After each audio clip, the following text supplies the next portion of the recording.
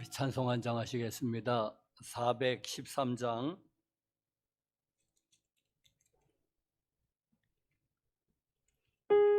뜻을 생각하시면서 413장.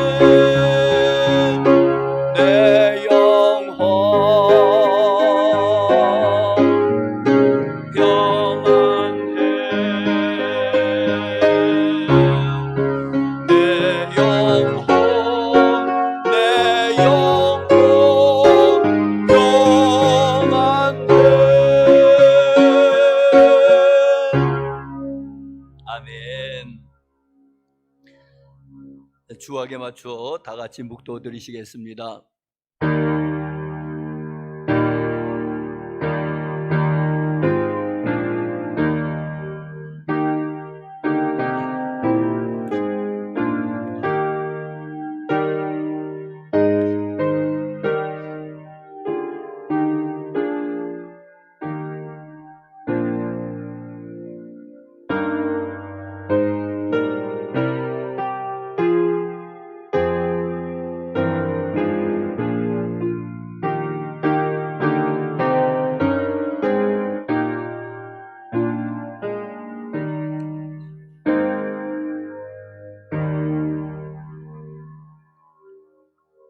같이 일어나셔서 개회 찬송 31장 찬송하시겠습니다.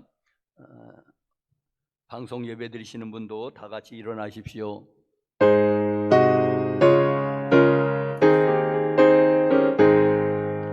찬양하라 복되신 곳에 주 예수, 백성들아 사랑을 전하세. 경배하라 하늘의 천군과 천사, 주님 앞에 영광을 돌리세. 독자같이 우리를 지키시고 종일 몸에 늘 안아주시니 찬양하라 높으신 권세를 찬양, 찬양 찬양 영원히 드리세. 찬양하라 복되신 곳에 주 예수, 우리 대신 죽임을 당했네. 구주 예수 영원한 구원의 소망, 경배하며 겸손히 절하세. 찬양하라 우리 죄 지신 예수, 그의 사랑 한없이 크셔라. 찬양하라 높으신 권세를 찬양, 찬양 찬양 영원히 드리세. 찬양하라 복되신 곳에 주 예수, 천사들아 즐겁게 찬양해. 구주 예수 영원히 다스리시니 영광을 주 앞에 드리세. 구주 예수 세상을 이기시고 영광 중에 또다시 오시니 찬양하라 높으신 권세를 찬양, 찬양 찬양 영원히 드리세. 아멘. 사도신경으로 신앙 고백하시겠습니다.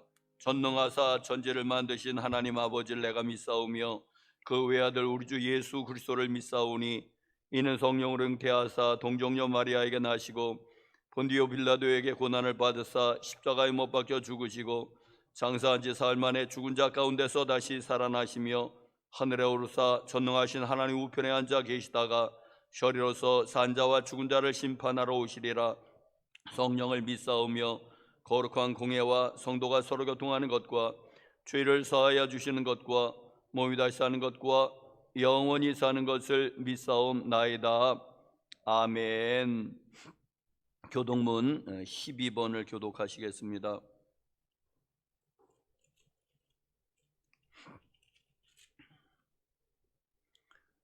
하늘이 하나님의 영광을 선포하고 날은 날에게 말하고 밤은 밤에게 지식을 전하니 언어도 없고 말씀도 없으며 들리는 소리도 없으나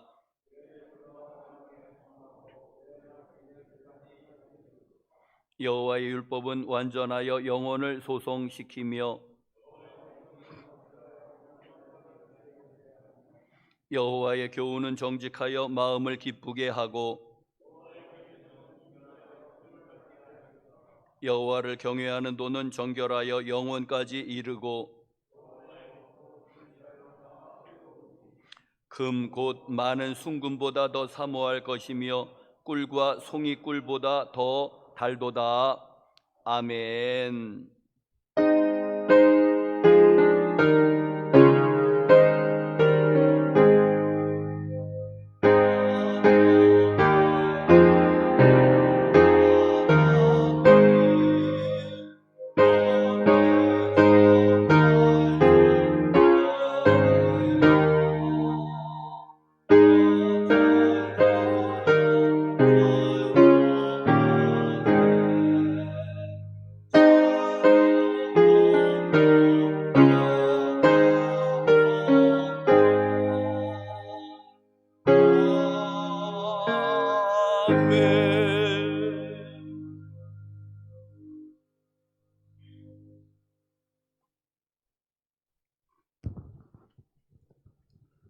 참 좋으신 하나님 아버지, 수많은 사람들 중에 저희들을 택하셔서 하나님의 자녀로 삼아 주시고 이 복된 자리에 인도해 주심을 감사드립니다.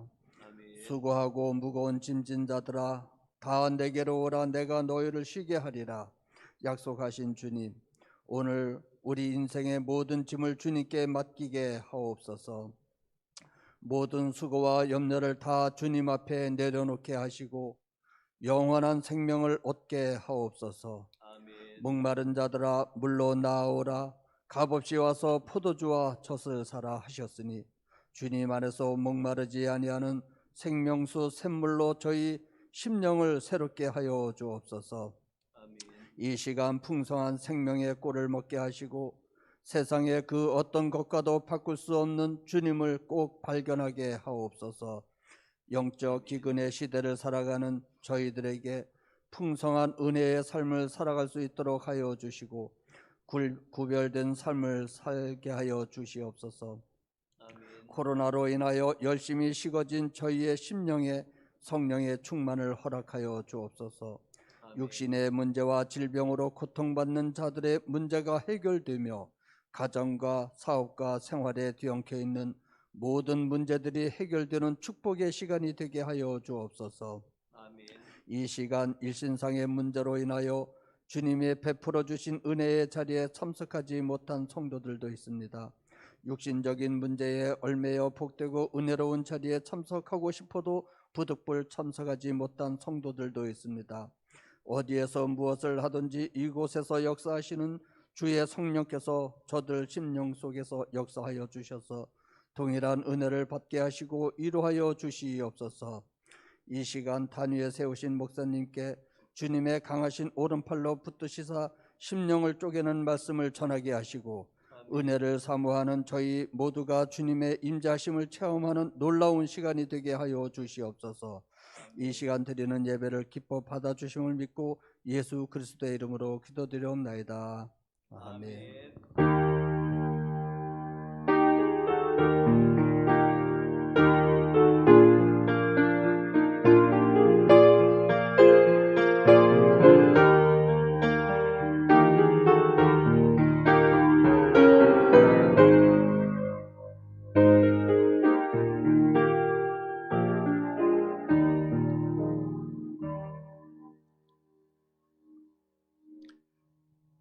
우리 특별 찬송 우리 다 같이 463장 일어나서 부르시겠습니다.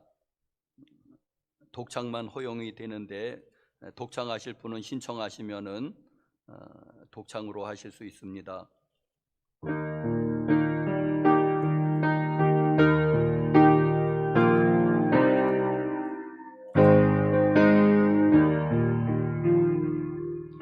신자 되기 원합니다. 진심으로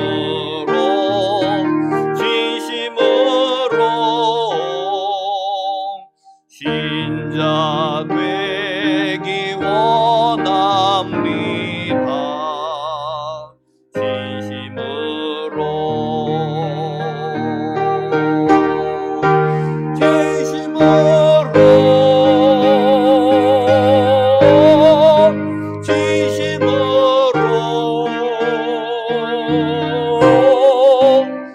신자 되기 원합니다. 진심으로 사랑하기 원합니다. 진심으로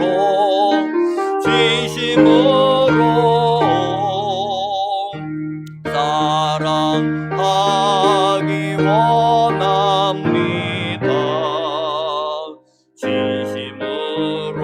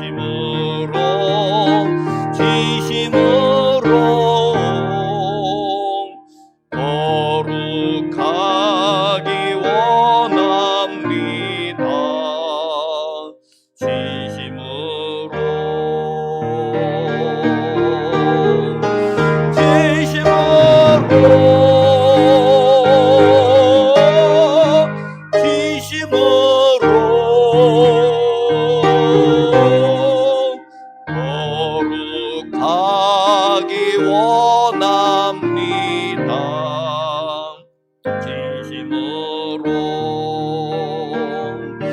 예수 닮기 원합니다. 진심으로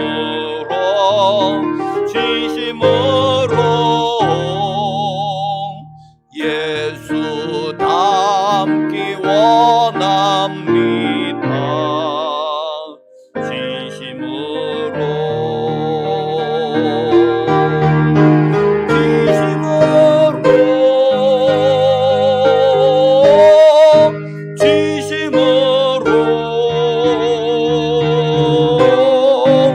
보수 담기 원합니다.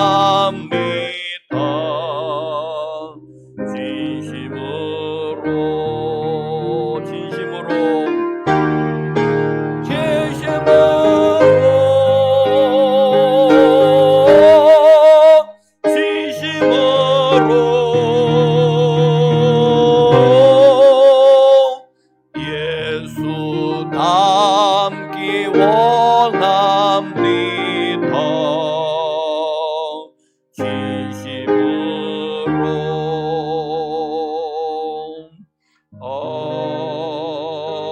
아멘.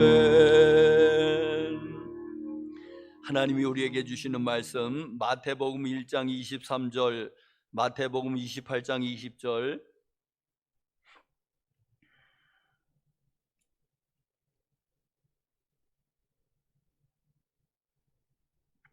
마태복음 1장 23절,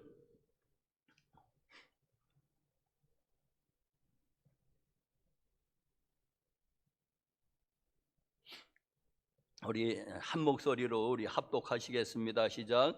보라, 처녀가 잉태하여 아들을 낳을 것이요 그의 이름은 임마누엘이라 하리라 하셨으니 이를 번역한즉 하나님이 우리와 함께 계시다 함이라. 아멘. 마태복음 28장 20절 마지막 절.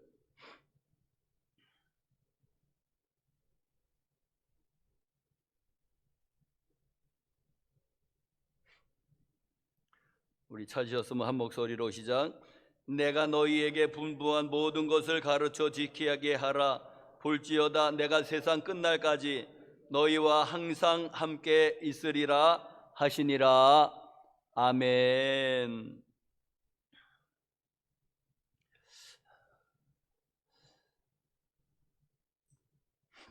오늘 우리 제목을 하나님과 함께하는 삶이라고 오늘 제목을 정해 보았습니다. 하나님과 함께하는 삶.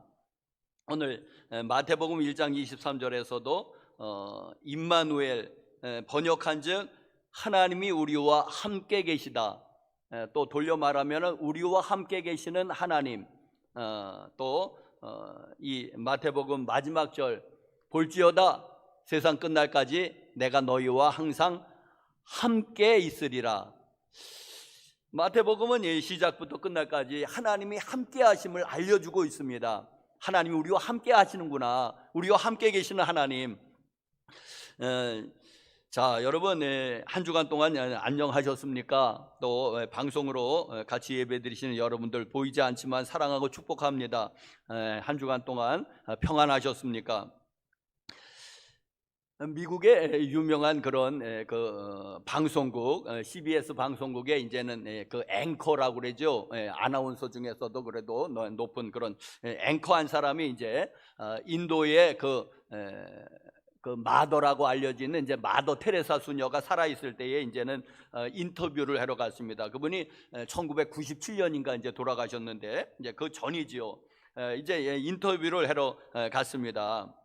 인터뷰 중에 이제 유명한 앵커가 이제 물어봤습니다. 수녀님은 기도를 많이 하는 것으로 알고 있는데 도대체 하나님께 무엇라고 말씀하십니까? 무슨 기도를 하고 있느냐고 이제 물어봤습니다. 그랬더니 이 테레사 수녀가 그렇게 말했습니다. 저는 아무 말도 하지 않습니다. 하나님께 아무 말도 하지 않는다는 거예요. 저는 다만 듣습니다. 그러니까 듣는 기도를 한다는 거예요. 하나님 앞에. 저는 하나님 앞에 말하지 않는다. 단지 듣기만 한다. 하나님 앞에. 그러니까 좀이 분이 좀 의아해가지고 또 다시 물어봤습니다. 그러면 하나님께서는 수녀님에게 뭐라고 말씀하시던가요? 듣기만 한다니까. 그럼 하나님께서는 수녀님에게 도대체 뭐라고 말씀하십니까? 하나님께서는.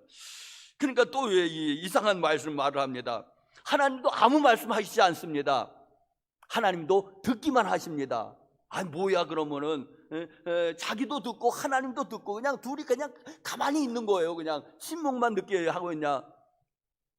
그러면서 이제는 덧붙였습니다. 이해가 안 가실 줄 모르지만은, 저도 어떻게 설명해 드릴 수는 없겠습니다. 이해가 안 가실 줄 모르지만 저도 뭐 그 이상 어떻게 설명이 이제는 안 된다. 자기도 이제 뭐 이제 그렇게 인터뷰한 게 이제 기사에 나서, 아니 뭐냐 이 기도가, 자기도 듣고 있고 하나님도 들으시고, 자 우리가 이제 기도를 이제 하나님과의 대화로 정의하면은 이제는 하나님과의 대화 아니겠습니까? 그게 좋은 정의했잖아요. 좋은 정의. 하나님과의 기도는 하나님과의 이제 대화다. 이제 영적인 대화. 그래서 이제 나도 얘기하고 하나님도 얘기하면은 주고받고 참 좋은 기도의 좋은 그런 그 정의가 틀림이 없는데, 그런데 데살로니가전서 5장 17절 말씀해 보면은 쉬지 말고 기도하라고 그러셨거든요. 쉬지 말고 기도하라. 자, 그런데 그러면 이제는 대화라고 정의하면 그냥 24시간을 중얼중얼 대야 되느냐? 이제는 이제 여러분 쉬지 말고 기도하라고 하는데, 그러면 이거를 어떻게 지킬 것이냐? 이거를 이제는 문자적으로 지키려고 하던 사람이 있었습니다. 이제 동방에 이제는 수도사들, 동방 정교회, 이게 이제는 러시아, 이제 그리스 이쪽이 이제는 동방 정교회가 이제 우세한 지역인데, 그래서 동방 정교회 수도사들은 문자 그대로 한번 해보려고 했습니다. 그래서 동방 정교회에서 유명한 기도 말씀드렸지 않습니까? 예수 기도라고. 하나님의 아들 예수 그리스도시여 이 죄인을 불쌍히 여서, 그걸 끊임없이 되뇌는 게 이제는 유명한 기도입니다.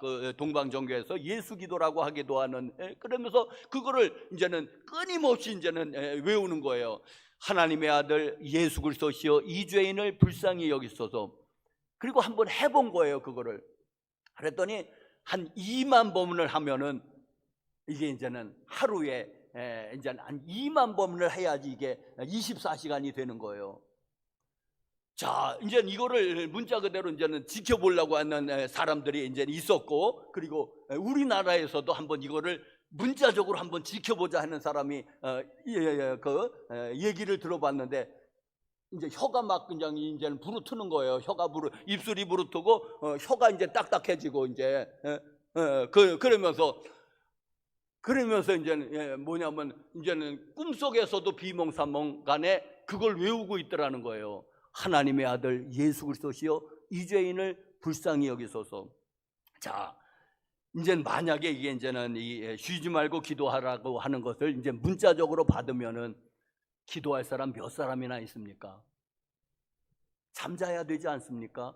밥을 먹어야 되지 않습니까? 또 일해야 되지 않습니까? 직장에 가서 머리로는 한다고 그러지만은 헷갈려서 일할 수 있겠습니까?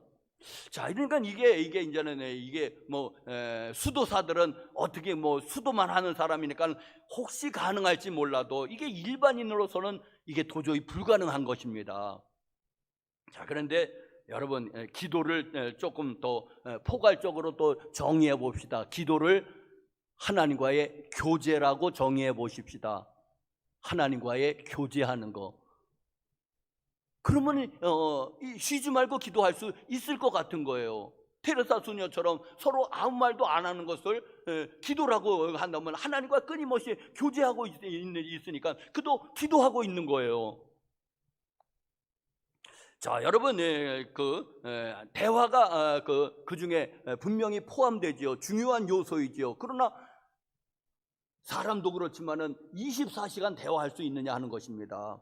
기도를 하나님과의 대화라고만 정의했을 때에, 그러니까 그건 불가능하다. 이거는 도대체. 그렇다면은 좀 더 교제라고 하면은 거기에 대화가 분명히 포함되어 있고 중요한 요소의 하나이니까는 기도를 하나님과의 교제라고 하면 어떨까? 그러면 이게 좀 더 광범위하면서 우리가 하나님의 임재 가운데서 늘 산다면은 우리가 기도할 수 있겠구나. 우리가 일을 해도 기도할 수 있겠구나. 자, 복음서에서 보면은 예수님께서 이제는 틈만 나면은 이제는 우리가 알고 있는 기도를 하신 것을 분명히 복음서에서 증거하고 있습니다. 그래서 뭐죠? 새벽 미명에 예수님이 기도하러 가셨다. 그러니까 새벽 기도고 또 밤새도록 기도하셨다. 그러니까 철야기도고 그러니까 피땀 흘려 기도했다. 그러니까 겟세마네 동산에서의 기도고, 예수님이 기도 생활이 참 이 복음서에 잘 소개돼서 우리도 그 기도를 본받으려고 그러죠. 그러나 예수님은 또 피곤하면 주무셨어요. 배 타고 가시다가 주무셨다. 피곤해서 우물가에 앉으셨다. 그리고 제자들과 또 사역도 하시고 병도 고쳐주시고 그리고 또 여행도 하시고 그런 것을 보게 됩니다. 그러면 그런 것은 기도가 아니냐 하니까. 그러니까 하나님과의 그 사역 가운데서도 늘 하나님을 임재를 그분이 예수님이 의식하지 않았습니까? 이분이 기도하고 있었구나. 사역을 하는 가운데서도, 병을 고치면서도 이분이 기도하고 있었구나. 여행을 하면서도 이분이 기도하고 있었구나. 왜? 하나님과의 끊임없는 임재 가운데서 그분이 사셨으니까.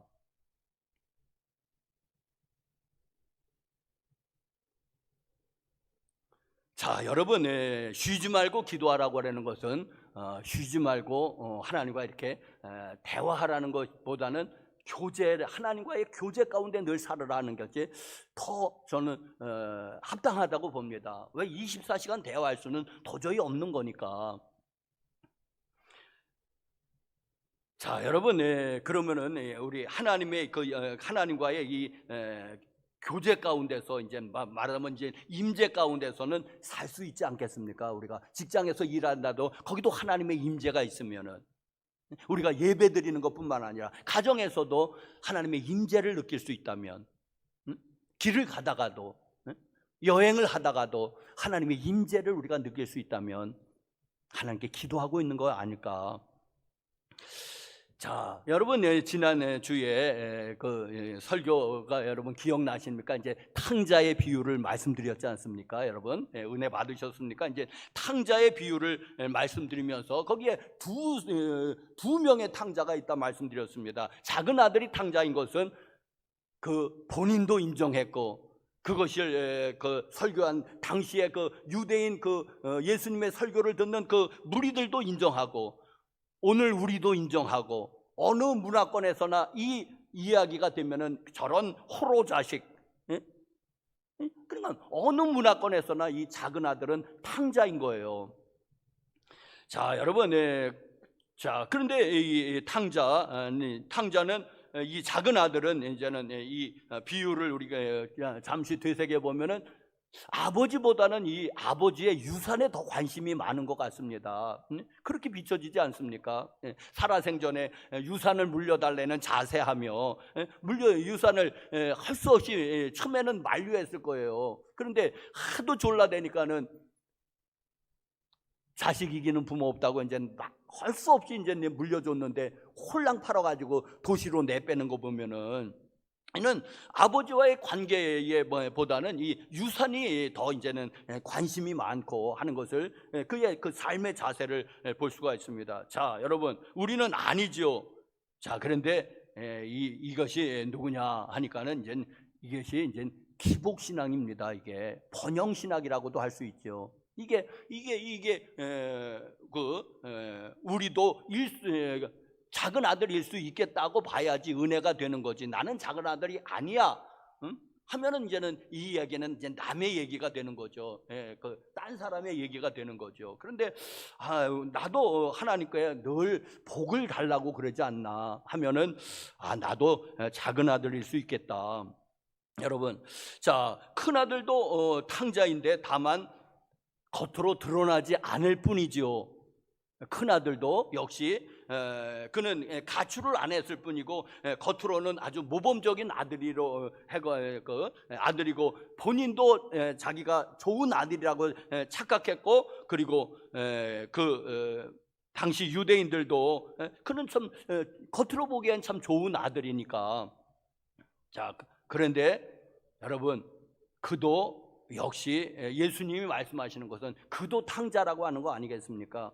왜냐하면은 동생이 돌아왔는데 동생이 돌아오는 것이 별로 기쁘지가 않잖아요. 잔치에 참석하지 않잖아요. 그러니까 아버지가 또 속상해서 나오니까는 대들잖아요. 아버지에게 아버지 하면서 이제는 아버지에게 나 잔치 참석 안 한다. 나한테는 왜 염소 새끼도 안 주면서 동생이라고도 안 그러고 아버지의 아들. 그럼 아버지의 아들이면 동생인데 왜 그렇게 둘러서 말할까요? 그러니까 동생으로 인정하기 싫다는 그런 그 마음 자세 아니겠습니까? 아버지의 아들, 자기 동생인데. 그러면서 왜 송아지를 잡아줬냐고 이제 따지는 것을 보면은, 자, 그러면 이 큰 아들이 걱정하는 게 뭘까? 그럼 이제는 작은 아들이 유산을 다 물려받아 갔으니까는 유산은 이제 온전히 자기 몫일 텐데 또 탕진해 갖고 돌아오니까는 또 어쩌면 아버지가 이걸 자기 그 재산 가운데서 일부를 띄워줄 것 같은 거, 또 3분의 1이면 3분의 1을 또 띄워줄 것 같은 거예요. 그러니까 들어온 이 작은 아들, 그러니까 동생이 돌아온 게 별로 좋지가 않은 거죠. 그렇다면은 이 큰 아들도 역시 유산에 관심이 많구나. 아버지와의 관계보다도 아버지가 기뻐하면 나도 기뻐한다고 해서 동생이 또 오랜만에 그렇게 돌아왔으니까 반가울 텐데 왜 반갑지가 않을까? 그렇다면은 큰 아들도 역시 드러내지만 않았을 뿐 유산에 관심이 더 많았던 거 아닐까? 이제 이렇게 추측을 이제 해보면서 성경을 이렇게 풀어 나가는 겁니다. 자, 여러분, 그러니 이 큰 아들은 누구입니까? 큰 아들은 이제는 오늘날로 하면 이제 율법주의를 대표한다고 그러고, 이제 그 당시에 이제 바리새인, 서기관들, 율법학자들, 이제 이런 사람들이 당시에 믿음이 좋은 사람들이잖아요. 겉으로 드러나기에. 그런 사람을 이제는 대표한다고 볼 수가 있는데, 자, 그런데 여러분, 오늘날에 어쩌면은 우리일 수도 있다고 또 이제는 보는 겁니다. 우리일 수도 있겠다. 여러분, 마태복음 7장 21절에서 23절에 거기에 이제 이런 말씀이 나오지 않습니까? 늘 우리가 신경을 건드리는 말씀인데, 주여 주여 우리가 주의 이름으로 선지자 노릇하며 귀신을 쫓아내며 많은 권능을 행하지 아니하였나이까? 그것만 딱 보면은 이 사람들이 능력자들인 거예요. 은사자들인 거예요. 그러면 믿음이 좋다고 우리가 겉으로 드러나는 건 믿음이 어떻게 나쁘다고 그랬어요? 귀신을 막 쫓아낸다는데요. 많은 능력을 행한다는데요. 주의 이름으로 선지자 노릇을 한다는데요. 어떻게 이 사람들을 믿음 없는 사람으로 볼 수 있겠습니까? 얼마나 믿음이 좋은 사람이죠. 자, 그런데 이제 거기에 예수님의 대답이 무엇입니까? 나는 너희를 도무지 알지 못한다는 거예요. 그러면서 불법을 행하는 자들아 나를 떠나가라. 나는 너희를 도무지 알지 못한다. 조금도 알지 못한다. 아니, 어떻게 모든 것을 아시는 분이 선지자 노릇하고 귀신을 쫓아내고 권능을 행한 사람을 모를 수가 있겠습니까? 그런데 그 모른다는 의미는 뭐냐면은 내가 너희를 관계적으로 모르겠다는 것입니다. 모든 것을 아시는 주님이라 아실 수 있지만은 관계적으로 너하고 나하고는 친밀하지 않다. 너랑 나랑 모르는 사이다. 그러면서 그들이 했던 모든 일들, 선지자 노릇, 축사, 그리고 많은 권능을 행하는 그 일마저도 예수님이 불법을 행하는 자들아 나를 떠나가라. 불법을 행하는 거로 보신 거예요. 아니, 귀신 쫓아내는 게 뭐가 불법입니까? 그럼 귀신을 그냥 놔둡니까? 보이는 대로 쫓아내면 좋은 거 아니에요? 또 능력을 행하면 좋은 거 아니겠습니까? 뭐 병을 고치든지 물론 어떤 권능을 행하면 좋은 거 아닙니까? 엘리야가 하늘에서 불이 떨어지게 했으니까 하나님의 영광을 드러내고 좋은 건 아닙니까? 그런데 왜 불법을 행하는 자들아 그랬을까요? 불법을 행하는 자들아 내게서 떠나가라. 내가 너희를 도무지 알지 못한다. 저는 마태복음 7장 21절에 이 사람들이 큰아들 같은 거예요. 큰아들하고 또 이렇게 연결이 되는 거예요. 자, 여러분, 그러면은 목사님 뭡니까? 그러면은 그 비유에서 말하고자 하는 것은 뭡니까? 큰 아들도 탕자, 작은 아들도 탕자, 아들 또 하나, 그럼 더 낳아야 됩니까? 그러면은 뭐를 얘기하는 게 있을 거 아니야. 자, 여러분, 그런데 그러면 그 아들은 큰 아들도 되지 말자는 거고 작은 아들도 되지 말자는 거예요. 그러면 뭐입니까? 바람직한 아들이 되자. 큰 아들도 이제는 바람직한 아들이 되면 좋겠고 작은 아들도 바람직한 아들이 되면 좋겠습니다. 이제 그 비유가 우리에게 말해주는 것이 아닐까. 바람직한 아들이 뭘까? 저는 그거를 오늘 생각해 보겠습니다. 바람직한 아들. 어떻게 그러면은 다 좋은데 효도하는 아들이 좋긴 잘 안 돼서 그렇지 좋은 게 아니겠습니까? 그런데 그럼 어떻게 우리가 그러면은 효자가 될 수 있느냐, 바람직한 아들이 될 수 있느냐? 첫 번째로 교우 여러분들 하나님 아버지를 기뻐하는 자가 되십시다. 할렐루야.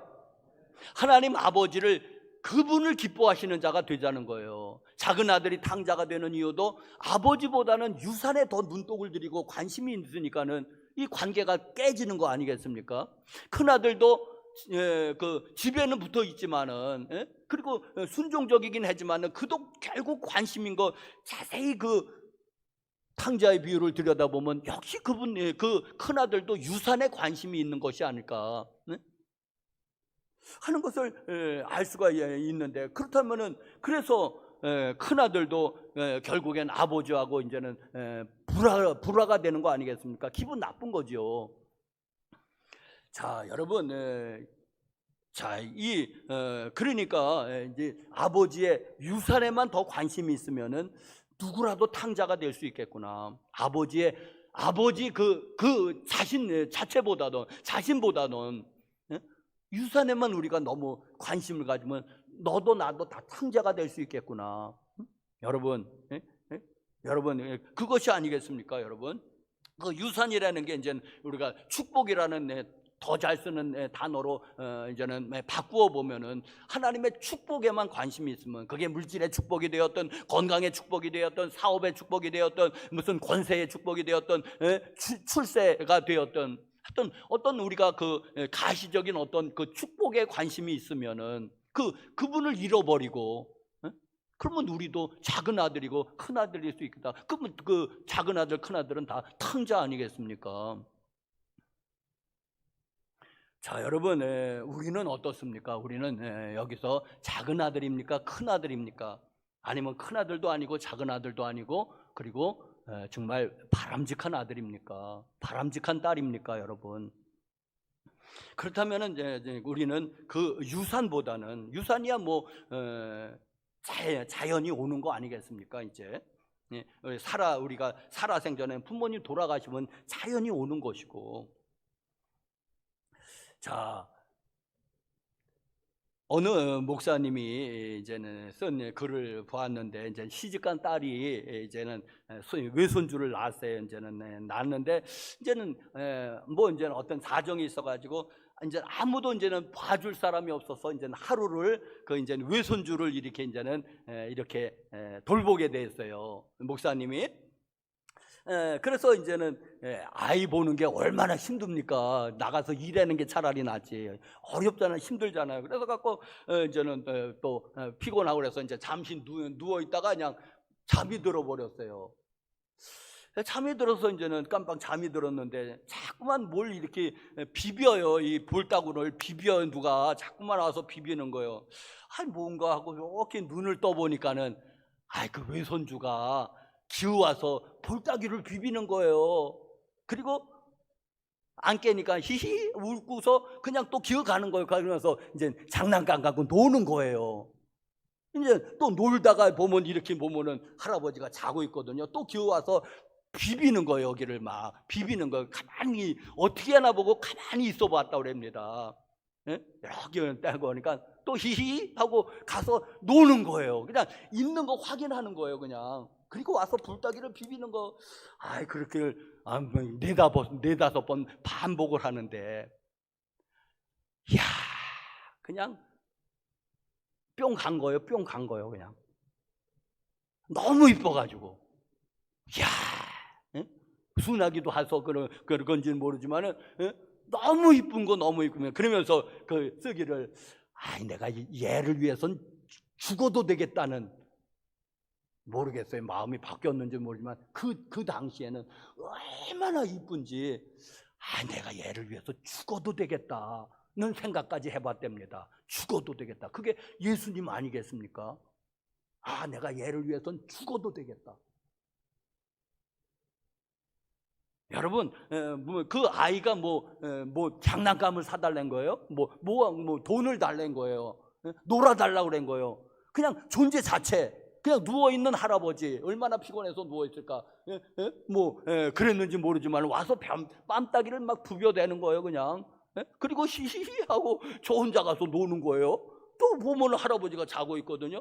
또 오니까 기어와서 또 뺨을 부비고. 그냥 그 할아버지가 있는 그 자체, 주무시고 있는 이 자체를 좋은 거예요. 그냥 할아버지가 그래도 내 곁에 있구나, 안심이 되잖아요. 엄마는 돈 벌러 갔겠지만은 안심이 되잖아요. 자, 그걸 보면서, 야, 우리가 하나님의 뺨을 좀 비비면 어떨까?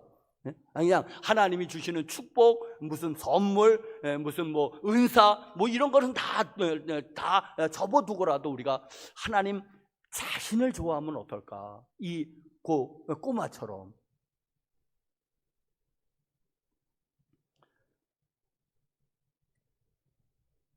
여러분, 우리가 이제 천국에 가려는 이유가 여러분 무엇입니까? 천국 이야기를 전주에 했더라고요. 천국에 가는 이유가 이제 지옥에 대한 두려움도 있잖아요. 지옥에 대한 두려움, 그리고 또 천국에는 무슨 황금길이 있대더라. 그리고 12가지 과실을 맺는 그 신비한 생명나무가 있대더라. 그것 좀 따먹으러 가야지 하는 그런 어떤 물질적인 그런 욕망, 그 천국의 그 지옥에 대한 두려움, 아니면 거기에 그 엄청난 그런 보화 같은 거, 그거에 대한 이제는 욕망, 그것보다는 거기는 하나님이 계신 곳이니까, 하나님 아버지가 계신 거니까 내가 가야 되겠다. 응? 지옥은 하나님이 안 계신 곳이니까 거긴 절대 가면 안 되고. 왜? 영원히 하나님과 분리되는 곳이 지옥이니까. 그러니까 하나님 그 천국을 어떤 그런 물질적인 것보다는 어떤 그 하나님 때문에 내가 천국에 가야 되겠다. 왜? 내가 그분을 사랑하니까. 그래서 우리가 천국에 가는 목적이 되면은 좋지 않을까? 여러분은 어떻게 생각하십니까? 12가지 실과 그것 좀 따먹으러 가야 되겠습니까, 여러분? 황금길 좀 한번 걸어봐야 되겠습니까? 맨션이 있다는데 나는 100층인지 200층인지, 그럼 혼자 산다면은 100층이면 뭐하고 200층이면 뭐할까? 난 그런 그 간증도 들어봤는데, 300층 맨션이면 혼자 살면은 뭐할까 거기가. 이제 그러면서 이제는 그게 별로 땡기지 않아. 단층짜리 집이면 어떻습니까? 300층이면은 전도 많이 하니까 300층 올라가면, 그래도 거기 혼자 산다면은 그 별로 안 좋을 것 같아요. 자, 여러분, 자, 그건 농담이고, 자, 하나님 자신 때문에 천국에 가야지 되지 않겠느냐 라는 말씀을 드리는 겁니다, 여러분. 자, 두 번째로는 우리가 하나님과 화목해야지 됩니다. 하나님과 화목해야지 됩니다. 자, 여러분 이게 왜 뭐냐 하니까는 작은 아들도 이제 유산을 받아서 이제는 팔아서 집을 떠났으니까 이제는 하나님 그 아버지하고 이제는 어쨌거나 이제는 이제 이렇게 분리된 거죠. 이제 또 작은 아들, 큰 아들도 역시 집에는 있지만은 그 마음으로는 그렇게 이렇게 하면서 불화를 일으키는 모습을 보면서 이 성경이 우리에게 뭐를 말씀하고 있습니까? 하나님과 화목하라고 많이 말씀하고 있습니다. 너희는 하나님과 화목하라. 그러면은 우리는 하나님과 불화하고 있다는 말이 되는 거 아니겠습니까? 그 말을 뒤집어 보면은 하나님과 불화하고 있다는 것입니다. 이게 성경이 우리에게 말씀해 주고 있는 거. 하나님과 불화하기 때문에 모든 문제가 시작했다고 하게, 그게 이제 창세기 3장의 선악과 사건이잖아요. 선악과 사건. 그 선악과를 우리가 서리로 일하면 서리하는 것으로 하면은 절대 해석이 안 됩니다. 서리 한 번 한 것 가지고 하나님이 길길이 날뛰셨습니까? 그리고 에덴 동산에서 쫓아내셨습니까? 그럼 너무 이상한 거예요, 하나님이. 근데 그게 서리가 아니고 뭐로 이해해야 된다고요? 반역죄로 이해한다고 했잖아요. 그리고 정말 뱀이 유혹했을 때도 선악과를 따먹으면 너희 눈이 밝아 하나님처럼 되리라 할 거거든요. 그래서 따먹은 거예요. 서리하는 게 아니라. 그러면 말하면 하나님을 그 하늘의 왕자에서 쫓아내야 돼요. 왜? 하나님이 둘일 수는 없지 않습니까? 그러니까 내가 하나님이 되면 이 하나님이 자리를 물러나야 되죠. 그러니까 이게 말하면은 반역죄고 왕위 찬탈이란 말입니다. 그래야지 이게 이해가 되는 거예요. 그러니까 같이 살 수 없으니까 에덴 동산에서 쫓아내는 거고, 또 죄진 몸으로 영생할 수 없으니까는 죽음이 찾아오는 거고, 그리고 이 에덴 동산에 들어오지 못하게 하는 거죠. 자, 여러분, 자, 이게 이제는 하나님과 이제 불화 하니까 그 다음에 바로 찾아온 게 창세기 3장이 선악과 사건이고 창세기 4장이 가인과 아벨 사건이에요. 바로 인간의 불화가 나타나는 거예요. 하나님과 불화가 되니까는 그 다음에는 사람 사이에 불화가 된 것이고 창세기 6장 홍수가 나면서 그냥 자연이 이상해지는 거예요. 자, 여러분, 그래서 그 성경은 뭐라고 말씀하냐? 하나님과 화목하라고 말씀하십니다. 하나님과 화목하는 길은 무엇입니까? 예수 그리스도를 믿는 건데요. 그런데 그 중심에는 십자가가 있는 겁니다.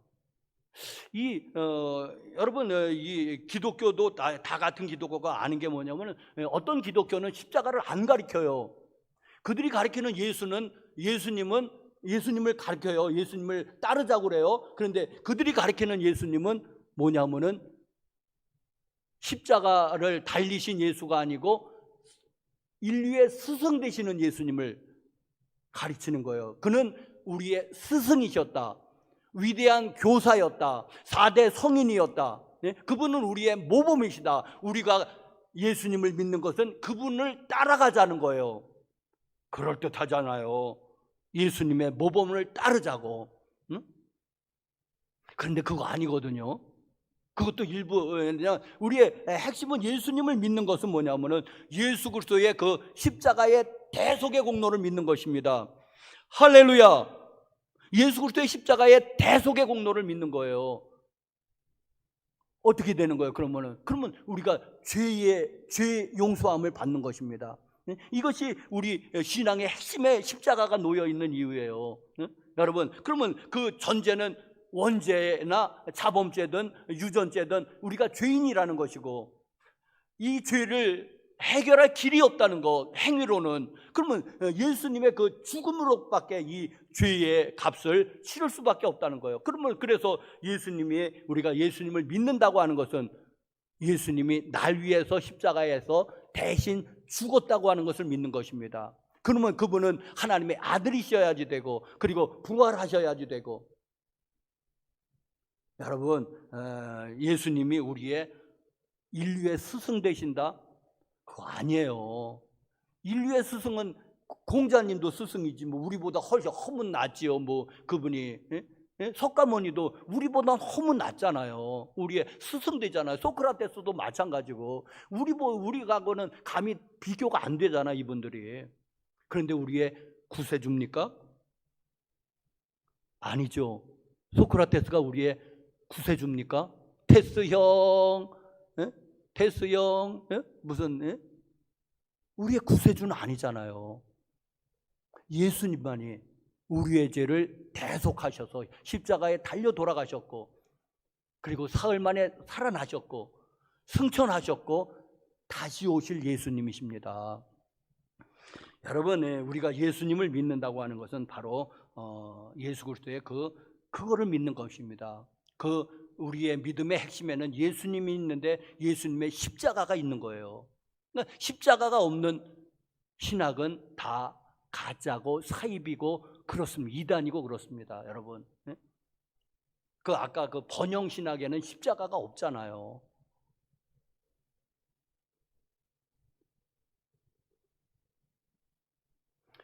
자, 그래서 우리는 하나님과 화목해야지 됩니다. 여러분, 이 실존주의 철학자들이 인간의 그 근본 문제를 불안이라고 봤는데 하나님을 떠난 인간은 어쩔 수 없습니다. 불안한 겁니다. 늘. 그런데 아까 413장 찬송 불렀지만은 평안하지 않습니까? 그 413장의 그 찬송시가 쓰여진 유래를 안다면 여러분 아주 기가 막힐 거예요. 아시죠 다? 그런데도 그가 평안을 노래했습니다. 이 절대적인 평안, 그거는 하나님을 믿기 때문에, 죄 용서함을 받았기 때문에, 그리고 부활을 믿기 때문에. 여러분, 하나님과 화목하십시오. 자, 마지막으로 자, 그리고 그러면 우리 이제는 예수님을 우리가 이제 믿어서 죄 용서함을 받았습니다. 이제 받았는데 그러면은 여러분 그러면은 그 다음에는 어떻게 할까요? 이 땅에서도 여러분 천국의 삶을 살아내시기를 바랍니다. 이게 뭔 말이냐, 여러분?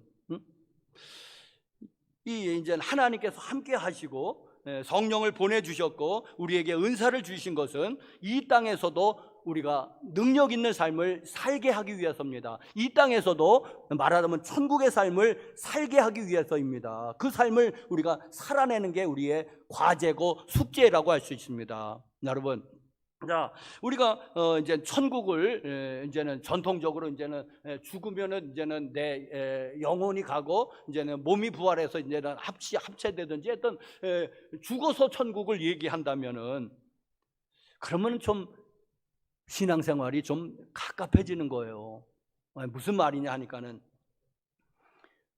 예수를 믿고 나서 이제는 내가 이 육신이 죽어서 이제 천국을 간다고 하면은 이 육신을 죽기까지의 이 세월을 어떻게 할 것이냐? 응? 죽어서 천국을 얘기한다면은 그러면 이것을 이 기간을 이거를 어떻게 보낼 거냐? 자, 저는 여러분 저는 이제 모태신앙이에요. 모태신앙인데 아이 깝깝한 거예요. 이 모태신앙은. 아니 어려서부터 이제는 예수를 믿었고 이제 유아 세례를 받았는데 그러면은 이제는 죽기까지의 삶이 이제 70이 될지 80이 될지 모르는데 그래도 결코 적지 않은 기간을 어떻게 살아낼 거냐? 믿음을 가지고 살아낼 거냐? 잘못하다 믿음을 잃을 수도 있어요. 아이 그러니까 얼마나 이게 참 보통 일이 아닌 거예요. 아이고 내가 왜 모태신앙으로 태어나서 그렇다면 차라리 나이 들어서 믿은 게 차라리 잘 된 게 아닐까요?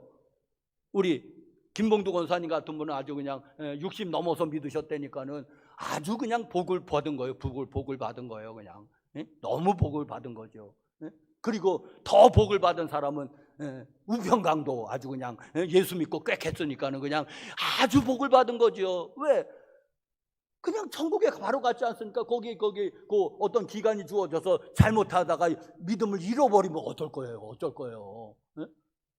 나는 모태신앙으로서 이 70년, 80년 몇 년까지 살 수 없지만 이걸 어떻게 믿음을 유지하고 살아가는 게 보통 일이 아닌 거예요. 보통 일이. 아이고 세상에. 예? 차라리 늦게 믿은 사람, 70에 믿은 사람이 이제 만약에 그 보통 80에 돌아가신다면 10년만 믿음 생활 잘 꾸려나가면 그는 천국에 들어가는 거예요.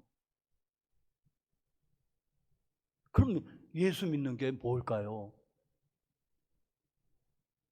아주 일찍 믿으면 아주 그냥 참 불리해요. 여러분, 아주 늦게 믿으세요. 늦게. 그럼 예수 믿는 게 뭘까? 예? 우리가 여러분 그 일찍 믿으면 좋은 거 아닌가요? 일찍 믿을수록 좋은 거 아닌가요? 예? 중년에 믿는 것보다 청년에 믿는 게 좋고, 청년에 믿는 것보다는 청소년에 믿는 게 좋고, 청소년에 믿는 것보다는 유년에 초등학교 때 믿는 게 좋은 거 아닌가? 초등학교 때 믿는 것보다는 그래도 모태신앙이면 더 좋은 거죠. 자, 여러분, 그러니까 우리가 예수 믿는 것이 여러분 축복된 삶이 되려면은 이 땅에서도 우리가 하나님의 임재가 있는 삶, 하나님이 함께 하시는 삶, 능력 있는 삶이 돼야 됩니다. 거룩한 삶이 돼야 됩니다. 하나님께서 우리에게 시간을 허락해 주실진대는 하나님이 우리에게 분명히 어떤 사명이 있어서 그럴 줄 압니다. 큰 사람은 큰 사명이 있을 것이고, 보통 사람은 보통 사명이 있을 것이고, 그냥 주 안에서 작은 자는 작은 사명이 있을 거예요. 그건 상관없어요.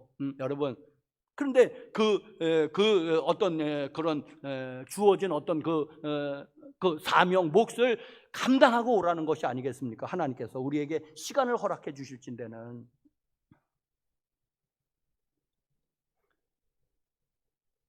그래서 이 땅에서도 하나님이 늘 함께 하시니까는 그 함께 하시는 하나님과 함께 하시는 삶을 천국이라고 정의하면은 이 땅에서도 천국과 같은 삶을 살아내시기를 바랍니다.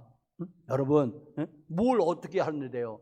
그냥 여러분 각자의 삶 가운데서 나는 목회자니까는 이제 목회자로서 천국의 삶을 살아내야 되는 게 내 과제라면은 여러분들은 가정주부로서 아니 혹은 직장인으로서 혹은 뭐 각자 있잖아요. 사업가로서 어떻게 하나님께 영광을 돌릴 수 있을지, 천국의 삶을 살아낼 수 있을지 고민해 보세요. 각자 우리 사업하시는 분들, 중소기업 하시는 분들 살아내 보세요. 사업을 하면서 그냥 내 돈 많이 벌어서 나 잘 먹고 잘 살자, 그것보다는 어떻게 하나님의 영광을 돌릴 수 있을 거냐.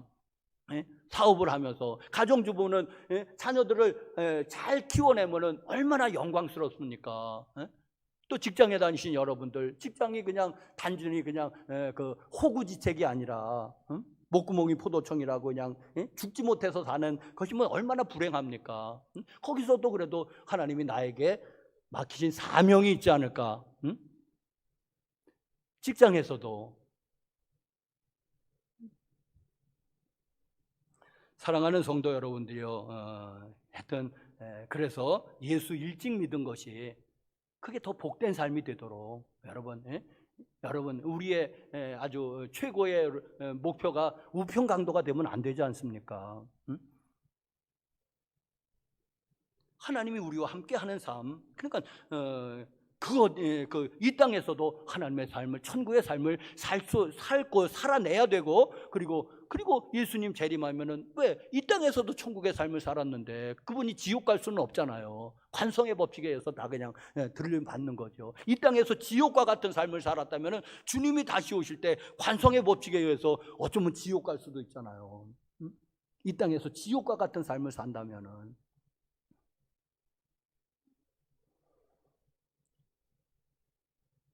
사랑하는 교우 여러분들이요, 하여튼 우리 예수를 믿는 것이 무엇일까? 하여튼 고린도전서 10장 31절에 너희가 먹든지 마시든지 무엇을 하든지 다 하나님의 영광을 위해서 해라고 그랬습니다.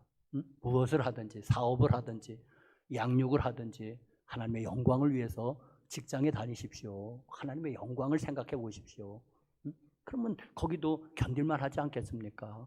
하나님의 영광을 위해서 내가 직장 이직을 해도 좋습니다. 그러나 하여튼 내가 있는 동안은 여기에 내 어떤 사명이 있는 것이 아닐까요? 하여튼 무엇을 하든지 또 로마서 8장 28절 하나님을 사랑하는 자 곧 그 뜻대로 부르심을 입은 자들에게는 모든 것이 합력하여 선을 이루느니라. 이런 약속의 말씀들. 오늘 마태복음 1장 23절 하나님이 우리와 함께 계시다. 우리와 함께 계시는 하나님 임마누엘. 마태복음 28장 20절 볼지어다 세상 끝날까지 내가 너희와 항상 함께 있으리라. 이런 약속의 말씀. 그러니까 함께하는 삶 가운데서 그러면 그런 천국과 같은 삶을 우리가 살아내야 되겠습니다.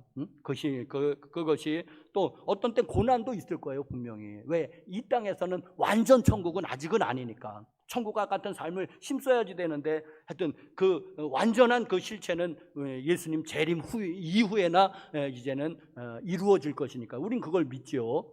악이 완전히 사라진 그거는 재림 후에나 있을 세상이지만은 하여튼 여기는 악하고 아직 공존을 하지만은 하나님이 우리와 함께 계시니까 우리는 여기서도 천국의 삶을 살 수 있다.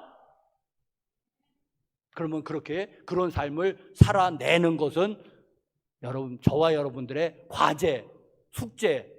저는 목회자로서 그런 삶을 살아내야 되고 여러분들은 각자 주어진 삶의 현장에서 그 삶, 천국의 삶, 능력의 삶, 거룩한 삶, 하나님이 함께 하시는 삶을 살아내시기를 바랍니다. 할렐루야. 기도하시겠습니다.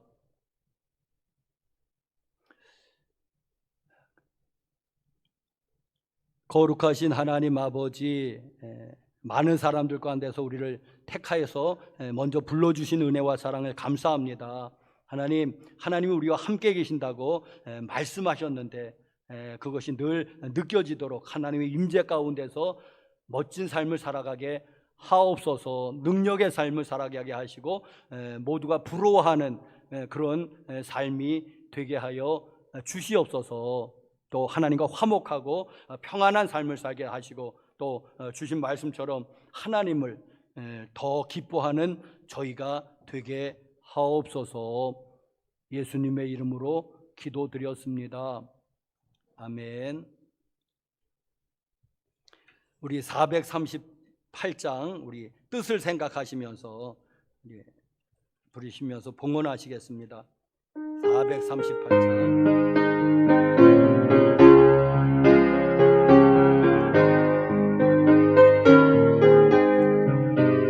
영혼의 은총 입어 중한 죄진 벗고 보니 슬픔 많은 이 세상도 천국으로 화도다.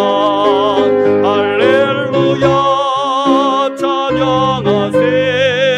내 모든 죄 사함 받고 예수와 동행하니 그 어디나 하늘나라 주의 얼굴 뵙기 전에 멀리 뵈도 하늘나라 내 맘속에 이루어지니 날로 가까보다. 할렐루야 찬양하세. 내 모든 죄 사함 받고 주 예수와 동행하니 그 어디나 하늘나라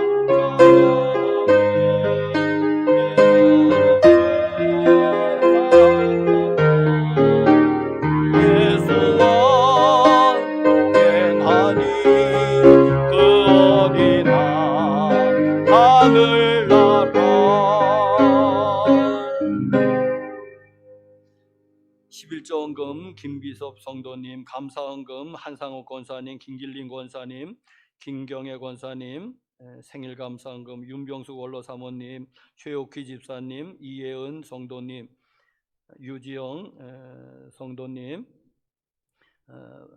김춘옥 사모님, 유지인 성도님, 010 권사님 가정에서 또 무명으로 드렸습니다. 제가 감사헌금 드렸습니다. 1,000번째 헌금 지윤서, 지민서, 선교헌금 김영미 권사님, 김용식 성도님, 이성규 장로님, 유해숙 전도사님, 뱅법 거축헌금으로 김영상 집사님, 김연옥 권사님, 김춘옥 사모님 제가 드렸습니다.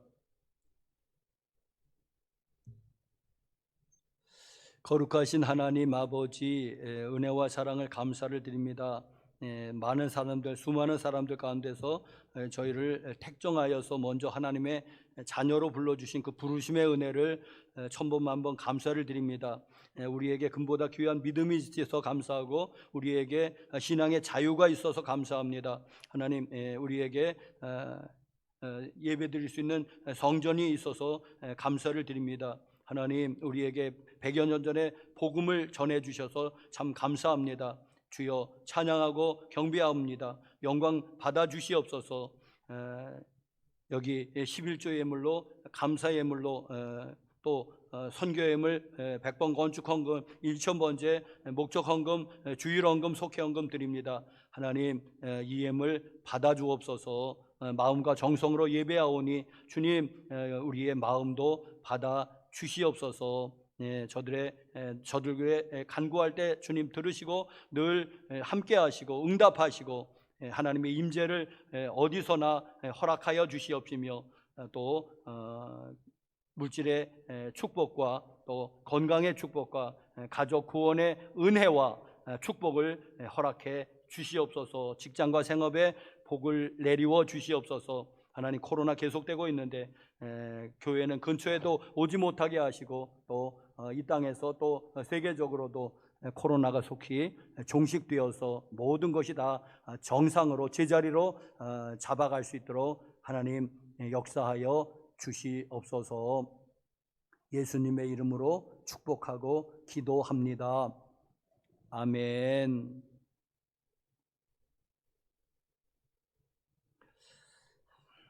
우리 빛이 있으라로 우리 인사합시다. 빛이 있으라, 빛이 있으라, 빛이 있으라. 우리 2층에도 빛이 있으라. 우리 유튜브 방송 예배 드리는 사람도 빛이 있으라.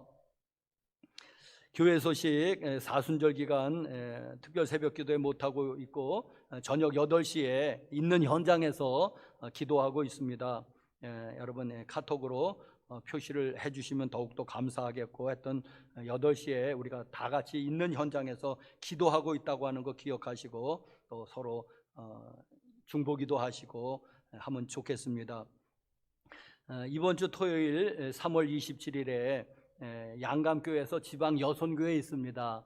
모이는 게 워낙 제한돼 보니까는 각 교회에서 2명, 총여선교회 회장 1명, 그리고 회원 대표 1명 이렇게 제한됐습니다. 각 교회에서 2명까지만 오랍니다. 하여튼 지방 여선교회 토요일 날 양강교회에서 있습니다. 다음 주일이 종료주일, 그리고 종료주일 지나면 일주일 동안 고난주간, 그리고 4월 4일에 부활주일이 있습니다.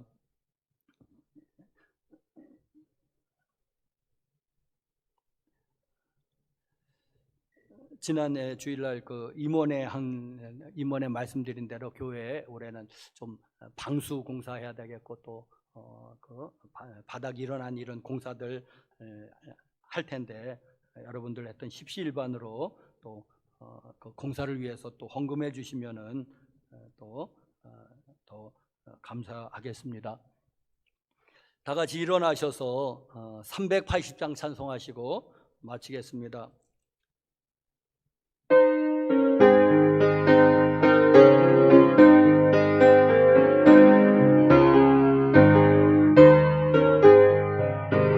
나의 생명 되신 주, 주님 앞에 나아가